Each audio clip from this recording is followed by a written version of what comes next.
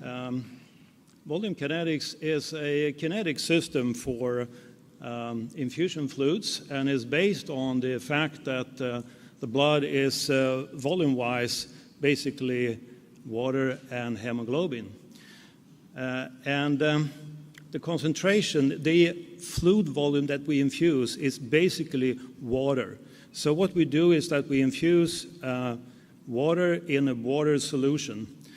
And how to measure the concentration of what we have infused? Well, we can actually desiccate samples and measure the water concentration. That's possible to do, and this is a graph I did in the late 1980s, published many years later, and it showed that the change in water concentration when you infuse Ringer's acetate can be extrapolated from the blood hemoglobin concentration. So if you increase the water concentration, I mean the volume, due to a fluid infusion, you will have a reduction in the blood hemoglobin concentration. So volume kinetics shows how infused fluid is distributed and eliminated based on frequently measured hemoglobin changes, and that is done some 25 to 30 times during an infusion and post-infusion. And if we also measure during the excretion, the model can be made a little better. But it doesn't show really the hemoglobin distribution volume or the blood volume or anything like that. It reflects the water volume that we have infused.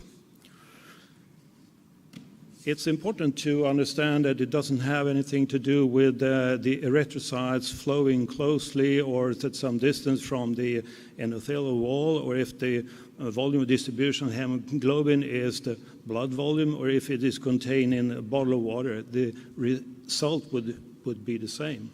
Okay, how does it show? This is an example. We have infused here in 10 volunteers, 10 milliliter per kilo of Volivin, and we see the modeled average curve here, the red one. If we extrapolate this backward to 0 time, we'll see that the dilution or the water component of plasma is 0.28. And if we take the amount of water, the amount of fluid that they received, which was about 800 milliliters, they received 10 milliliters per kilo.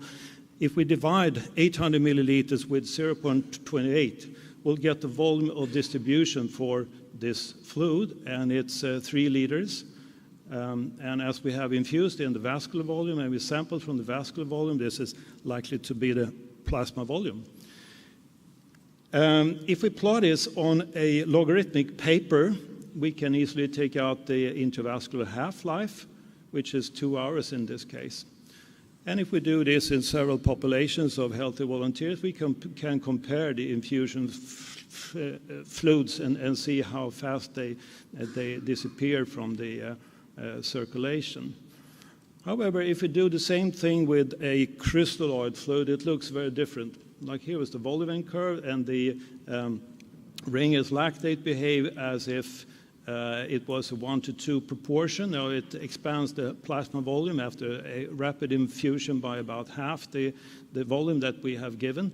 But it distributes pretty quickly, as you see here, and this is only elimination then. This is distribution, this is elimination.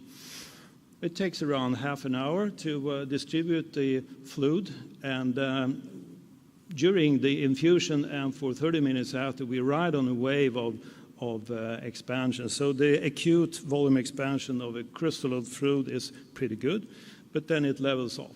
But if we want to quantify how this crystalloid fluid behaves, we must take a little more complex model into consideration. Now here we infuse fluid into a central compartment here, the vascular compartment. It exchanges with a peripheral one, and we have an elimination here too.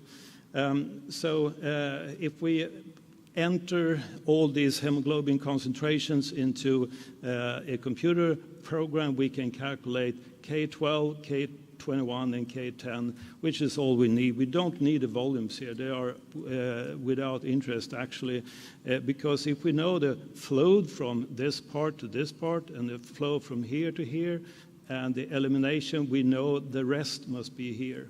So that's the volume expansion. Now, interestingly, if we have if we know the urinary excretion, we will see that the elimination from the model, which is here, is always larger than the urinary excretion. So if I have good data or have a population kinetic analysis, I can model another flow that goes out here.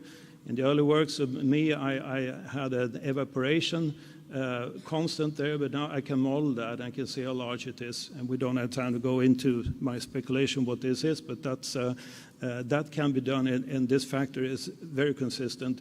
If we say we cut off this one completely here, this flow would eliminate the 2-liter infusion by a half-life of about 2.5 hours.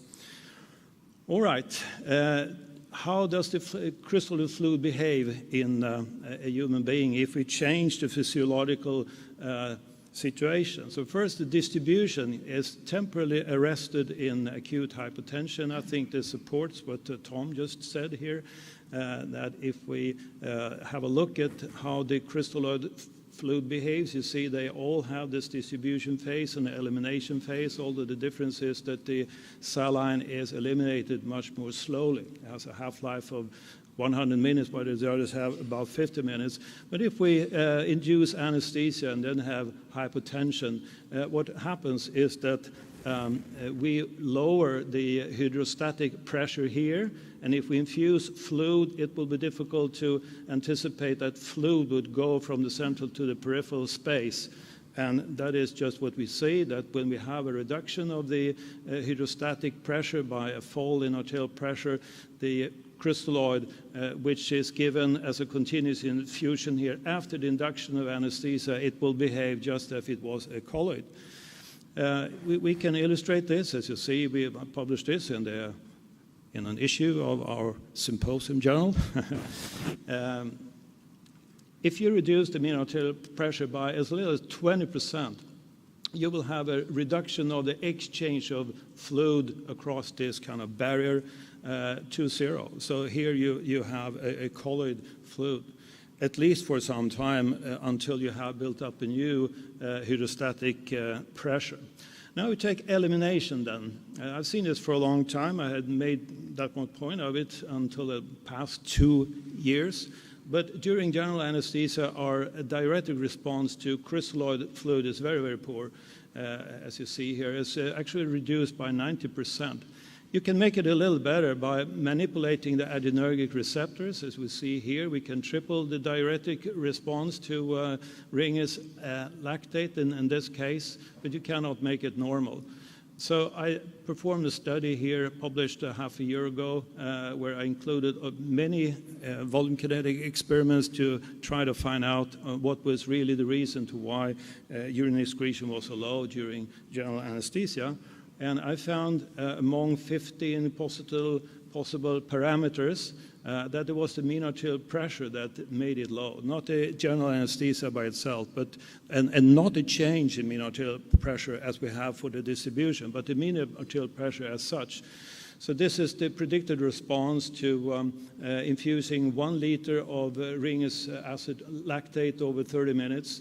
And you can see it's a very strong dependence on mean arterial pressure. Also, age was a factor here, but this was the strongest one. This spills over, of course. If you restrict the urinary excretion, the volume expansion will be greater in the, we're going to take it back, will be more pronounced, of course, and the interstitial edema will be more pronounced. And if you expand the interstitium or the peripheral space in my model, you will have another effect. This was shown by Guyton in the 1960s, that if we expand this pretty much and fast, the elasticity of the interstitial matrix will be reduced, and fluid will have more difficult to return to the central space. And we could show this in an article published last year that the K21, so the return of this fluid became very slow if we create edema out here vigorously and fast. And that causes problems. You know, if we have a low arterial pressure and we have and we have an old age and so on, we will have a pronounced peripheral edema, and that will cause all the complications or all the adverse effects of crystalloids that we see. And finally, we'll have a split up of the tissues due to that the interstitial pressure will be positive. It's normally negative to keep the tissues together. So there's a heart muscle here, and you can see that there's a lacuna of water going in between. But then we have infused about 10 liters of crystalloids in an animal in this case. We don't have these problems with the colloids because this fluid is distributed so much more slow that the interstitium is not overwhelmed by volume. So this is a positive thing with a colloid solution. Otherwise, if we take the volume kinetics knowledge here, I have discussed all these parts here.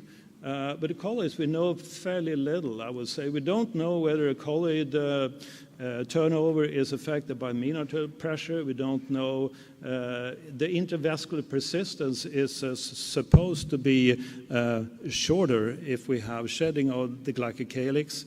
Still, I haven't seen an experiment in living human beings showing this. I tried to show it, but so far I have failed. There may be other differences between the fluids. We can talk about edema. Now we have already said that the edema from a crystalloid is produced by low MAP, fast infusion, and old age. And what are the factors for a colloid? I don't really know. It's a little unclear actually. But I think that if we infuse both together, we have an experiment here that shows that if you infuse a colloid first and a crystalloid later, that will cause more peripheral accumulation of fluid than if you compare these two solutions one by one.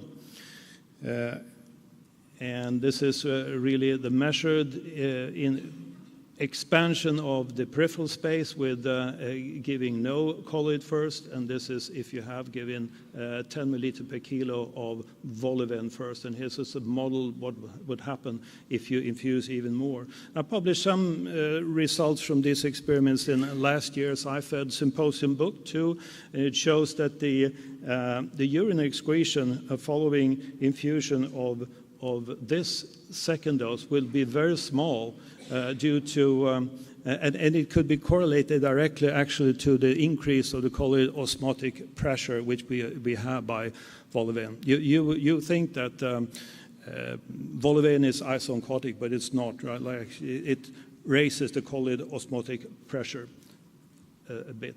Now, I don't think we'll have time to go through this anymore. I would like to conclude then that the colloids are, at least if we take volume kinetic analysis, more stable plasma volume expansion than crystalloids, and they don't cause this rapid overflow of the interstitium, whether it goes back via fenestrated capillaries or via the lymphatics. It can be open to debate, but there's no key issue here. It can rapidly overwhelm the tissues and cause adverse effects. And we should know that the crystalloids behave like colloids if we reduce the arterial pressure quickly, and that the elimination is reduced by a low MAP. Colloid edema is something special that I would like to get back to some other time. But if the colloid particles leave the circulation with the capillary leakage, they can attract fluid there, and in particular if we infuse a crystalloid fluid after a colloid, that can cause a peripheral edema that will be difficult to treat with a diuretic. So thank you. That was what you can say about the crystalloid-colloid debate. I don't know if it made it any more clear. But we can say, to sum up, we can say that the crystalloids behave quite differently depending on the physiological situation, and how much different the colloids behave, we really don't know that.